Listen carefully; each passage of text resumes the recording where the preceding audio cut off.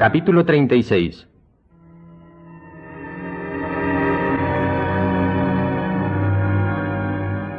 Primero había sido Caderousse. Después, Fernando Mondego, que después de su deshonra, abandonado por su mujer y su hijo, se había suicidado tras conocer la identidad del conde de Montecristo. El banquero Danglars estaba casi arruinado y a punto de casar a su hija con el bandido Benedetto, que se hacía pasar por príncipe. En cuanto a Villefort, la muerte se había adueñado de su casa. Montecristo observaba en silencio la desaparición de la familia que había fundado el juez que tan injustamente le condenó. Ahora tocaba el turno a su hija, Valentina de Villefort. Pero un hombre, quizá el único amigo de Montecristo, se había presentado al conde para pedirle que salvase la vida de aquella muchacha si estaba en sus manos hacerlo. Su mejor amigo venía a interceder por la hija de su mayor enemigo, y Montecristo prometió ayudarle. Mientras Morrel hablaba con Montecristo, Villefort con el doctor Avrigny había llegado a su casa. El médico examinó a Valentina, que seguía en el mismo sillón donde la había dejado Morrel, en la habitación del viejo Noirtier. Aún vive. Al levantar la vista, el doctor Avrigny se encontró con la mirada de Noirtier. Sus ojos brillaban con una alegría extraordinaria. Se leía en su vista un pensamiento tan vivo y profundo que llamó la atención del médico. Señor de Villefort, os ruego que mandéis llamar a la camarera de Valentina. ¿Tenéis algo que decirme, señor Noirtier? El anciano cerró los ojos. Sí. ¿A mí solo? Está bien. Me quedaré con vos. La camarera llegó seguida por Madame de Villefort. ¿Pero qué tiene esa querida niña? Cuando salió de mi cuarto se quejaba. Decía que tenía molestias en el estómago. Pero no creí que fuese una cosa tan seria. Y con los ojos llenos de lágrimas se acercó a la joven y le cogió cariñosamente las manos. Avrigny continuaba mirando a Noirtier. Vio los ojos del anciano que se dilataban y sus mejillas que enrojecían y un sudor que apareció repentinamente en su frente. Miraba como espantado a Madame de Villefort. ¡Ay, pobre niña! Estará mucho mejor en su cama. Venid, Fanny, vamos a acostarla. Avrigny comprendió que aquel era el mejor modo de quedarse a solas con Noirtier. Valentina había vuelto en sí, pero no podía hablar ni moverse. Tenéis razón, madame. Deben acostarla. Que no tome nada, absolutamente nada que yo no haya prescrito. Tomad esta nota. Decida, monsieur Villefort, que le ruego que vaya en persona a por este preparado. Yo voy a aprovechar para hacer un examen a monsieur Noirtier.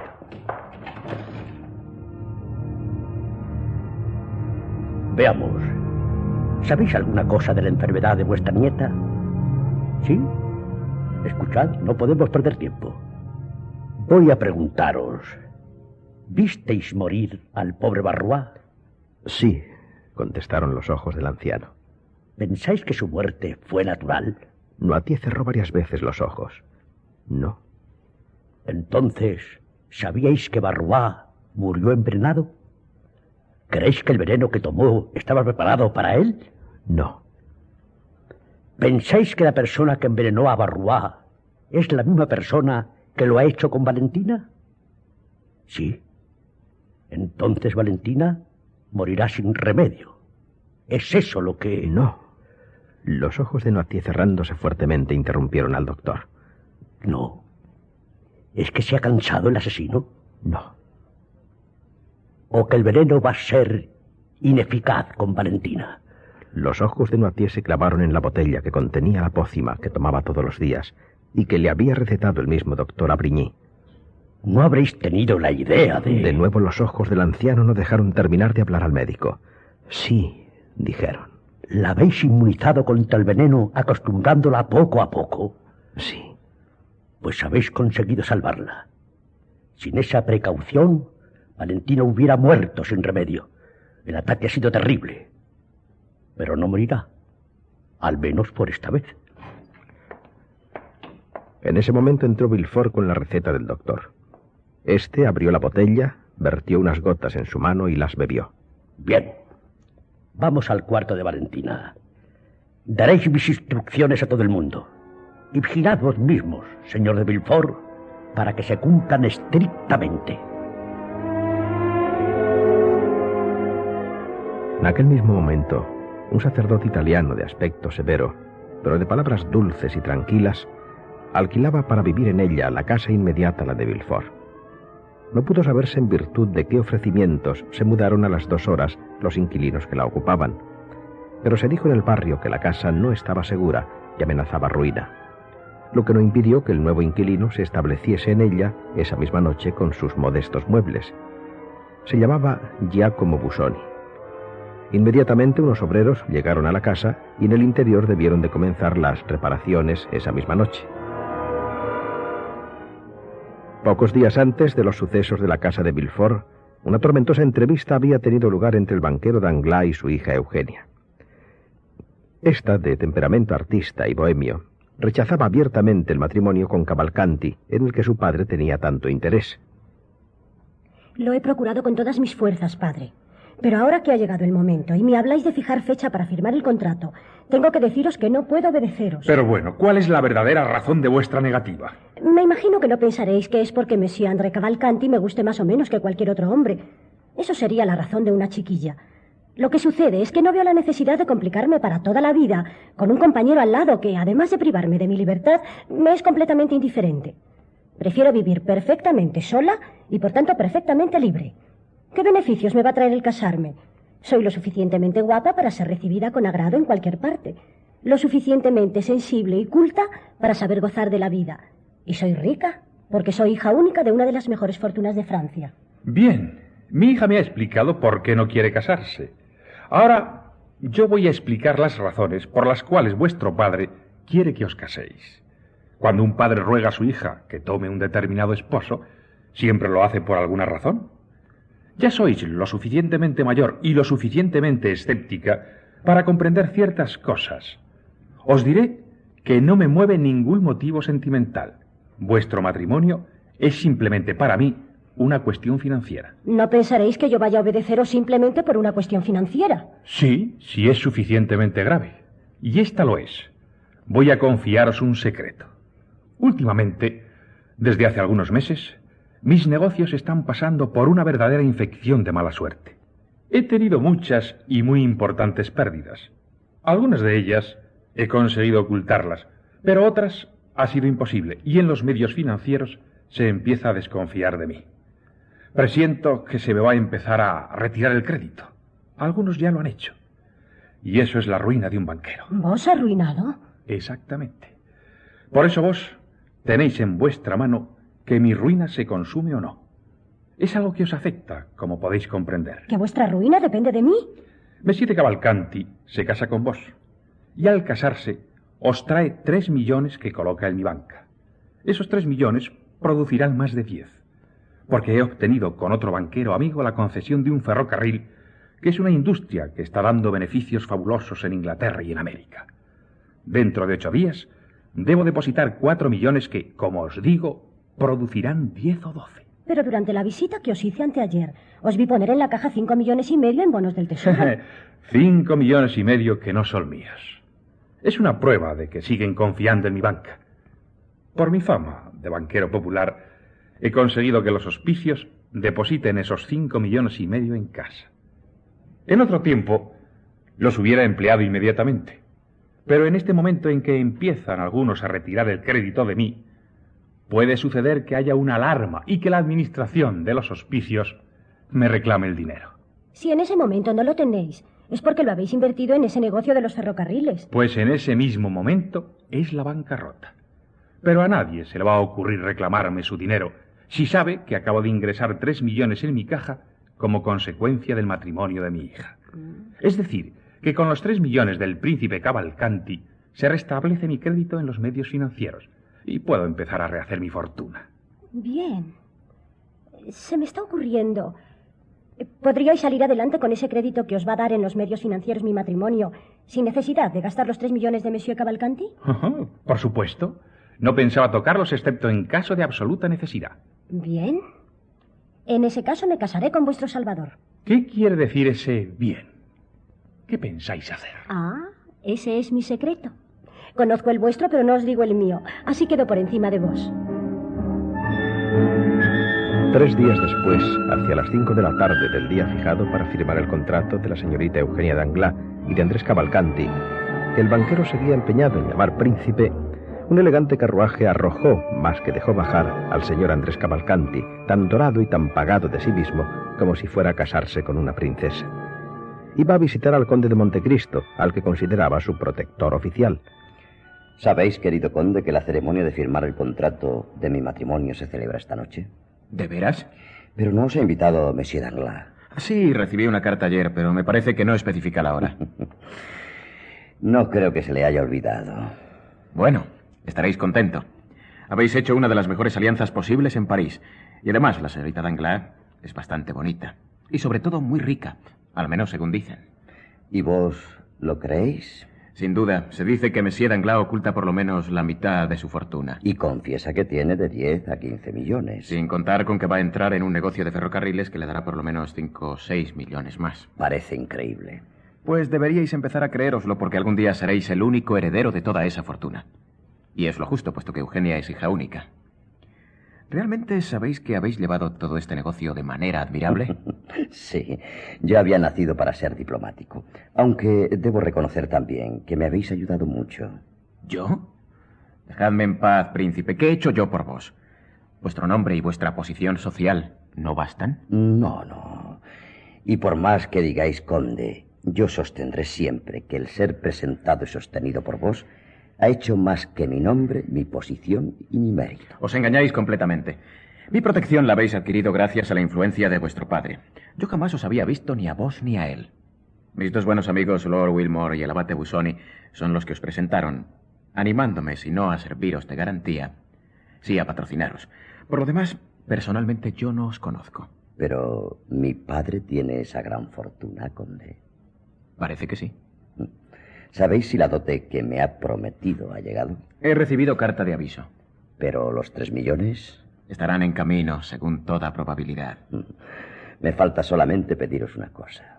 Al casarme ante toda la sociedad parisina, debo ser sostenido por un hombre ilustre y a falta de mi padre, una mano poderosa debe conducirme al altar. Mi padre no vendrá a París, ¿verdad? Es viejo, está lleno de achaques y un viaje es una agonía para él. Por eso vengo a pediros que le reemplacéis esta noche. Ay, mi querido Andrés, después de todas las relaciones que he tenido la dicha de sostener con vos, me conocéis tan mal que me pedís semejante cosa. Decidme que os preste $500,000 y aunque sea un préstamo raro, os lo daré. Ya os he dicho que el conde de Montecristo no ha dejado de tener nunca los escrúpulos o las supersticiones de un hombre de Oriente. ¿Presidir yo un matrimonio? No, jamás. Así que rehusáis. Claro, aunque fueseis mi hijo o mi hermano, rehusaría de la misma manera. Pero al fin y al cabo habéis contribuido a mi matrimonio. En nada. Creedlo así, y acordaos de lo que os respondí cuando vinisteis a rogarme que pidiera la mano de Eugenia para vos. Jamás contribuyo a ningún matrimonio. Es un principio sagrado para mí. Pero estaréis presente al menos. ¿Todo París estará? Ciertamente. Pues estaré, como todo París. ¿Firmaréis el contrato? No veo ningún inconveniente. Mis escrúpulos no llegan a tanto. Bien, puesto que no queréis hacer nada más por mí, tendré que conformarme. A pesar de todo, todavía quisiera pediros un consejo. Tened cuidado. Un consejo es más que un favor. La dote de mi mujer es de 500.000 francos, ¿no? Eso me dijo Danglars. ¿Cómo debo hacer? ¿Debo cogerla directamente al firmar el compromiso o debo entregarla al notario? Os diré lo que suele hacerse en París. El día en que firméis el contrato, es decir, esta noche misma, los notarios quedan citados para mañana. Entonces se intercambian los recibos de las respectivas dotes.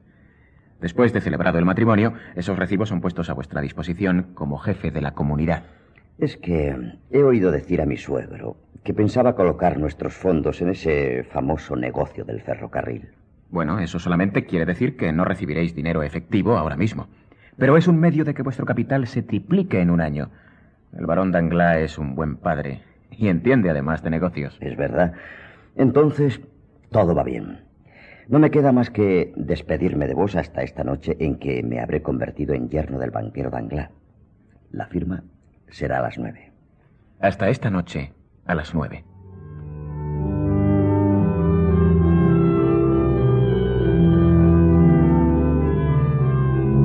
A las 8:30 de la noche, el gran salón de la casa de Danglars, las galerías y 3 salones más estaban llenos de una multitud compuesta por la más alta sociedad de París.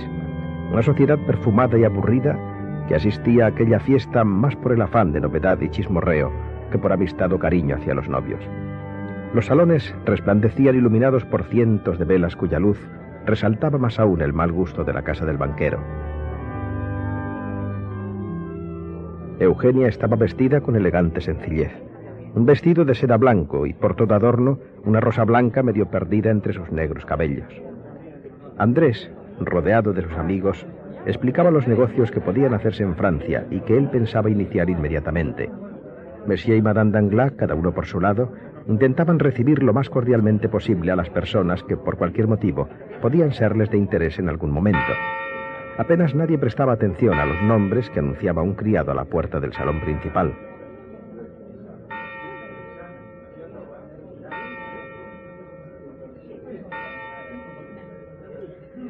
Solamente una vez pareció conmocionarse toda aquella reunión. Fue cuando, al extinguirse la 9ª campanada, el criado anunció al conde de Montecristo.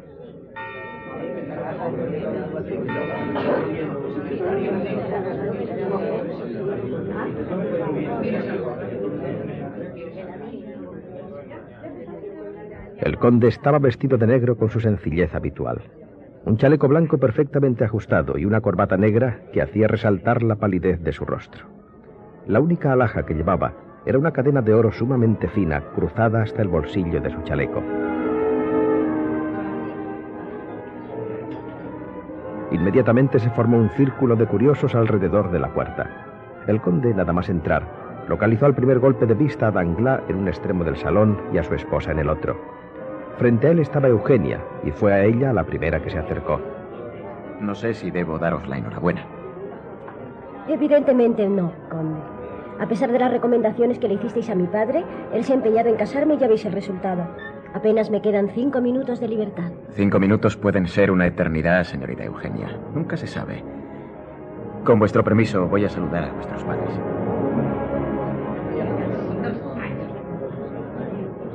Madame Danglars, es un placer para mí acompañaros en esta ocasión. Y para nosotros es un honor teneros en nuestra casa. Entre mis amigas causáis un verdadero revuelo. Os aseguro, señora, que no es mi intención. Soy sorprendente, conde. Encantado de saludaros, Madame de Villefort. Y presentad mis respetos a vuestro esposo. No sé si podrá venir. Últimamente está muy ocupado. Hoy, concretamente, ha debido surgir algún problema. La policía ha encontrado algo... Bueno, ya sabéis. Sí, ya lo sé. ¿Y vuestra hija? He oído decir que había caído enferma. Sí, nos dio un pequeño susto, pero ya está mejor. De todas maneras, no es extraño en ella. Tiene una complexión muy delicada y siempre está sufriendo achaques.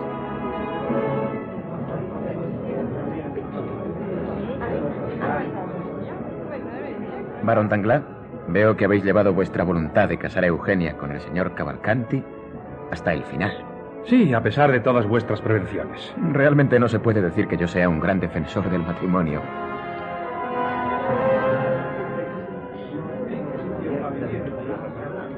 Buenas noches, conde.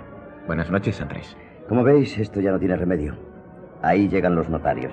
Dentro de un momento me habré convertido en banquero. No habléis nunca precipitadamente, Andrés. Todavía no habéis firmado ningún contrato. ¿Qué pensáis? Oh, nada. Vamos allá. Van a empezar las firmas.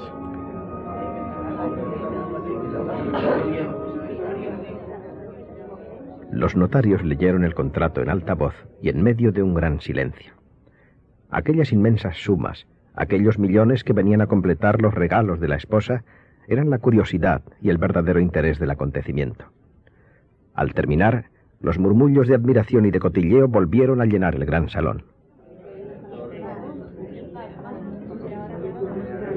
Inmediatamente se iniciaron las firmas. Firmó primero el barón Danglars y a continuación el apoderado de Monsieur Cavalcanti, padre. Luego firmó Madame Danglars. Junto a ella estaba Madame de Villefort. Alguien comentó: Es una pena que vuestro esposo, el procurador de justicia, no esté entre nosotros. Creo que ha debido haber algún incidente imprevisto en la causa del robo y asesinato en casa del conde de Montecristo. Todas las miradas se volvieron al conde. Ah, sí. Temo que soy la causa involuntaria de la ausencia del procurador. Os pido disculpas, barón Danglars. Oh, no os preocupéis, conde. Sí, en todo caso os debo una explicación. ¿Os acordáis que el desgraciado que había ido a robarme y murió en mi casa fue asesinado al salir de ella, probablemente por su cómplice? Se había hecho de nuevo el silencio. Todo el mundo escuchaba ávidamente a Montecristo, que era un hombre con fama de hablar poco y de no dar nunca explicaciones. Andrés había palidecido ligeramente. Sí, recuerdo esa historia. Cuando el abate y el portero de mi casa ayudaron a aquel moribundo, le quitaron su ropa ensangrentada y debieron tirarla. La justicia lo recogió todo, pero al tomar la chaqueta y el pantalón, olvidó el chaleco. Pues bien, aquel chaleco ha aparecido esta tarde, lleno de sangre y agujereado en el lado del corazón. Me lo han traído. Nadie podía adivinar de dónde provenía ese harapo. Y no sé por qué a mí se me ha ocurrido que podía ser el chaleco de la víctima. Lo curioso es que mi camarero, cuando registraba delante de mí con bastante aprensión aquella mugre, ha encontrado un papel en el bolsillo. Era una carta dirigida a vos. ¿Una carta dirigida a mí? Sí. Se podía leer vuestro nombre a pesar de las manchas de sangre que tenía el sobre. Pero, ¿cómo impide eso venir a Monsieur de Villefort? Muy sencillo, Madame Danglars. El chaleco y la carta son dos piezas relacionadas con el crimen y por tanto las he enviado al procurador de justicia. Ya sabéis, mi querido varón, que en materia criminal las vías legales son las más seguras y esa carta podía ser alguna trama contra vos. Andrés comprendió enseguida que su situación había empezado a peligrar y pasó al segundo salón. Desde allí siguió escuchando las palabras de Montecristo. El silencio entre los invitados era impresionante. ¿Por qué iba a escribirme a mí una carta? ¿El hombre asesinado no era un presidiario? Sí, un antiguo presidiario llamado Caderousse. Caderousse. ¿No os suena el nombre? No, realmente no me dice nada. Bueno, pero continuad con las firmas.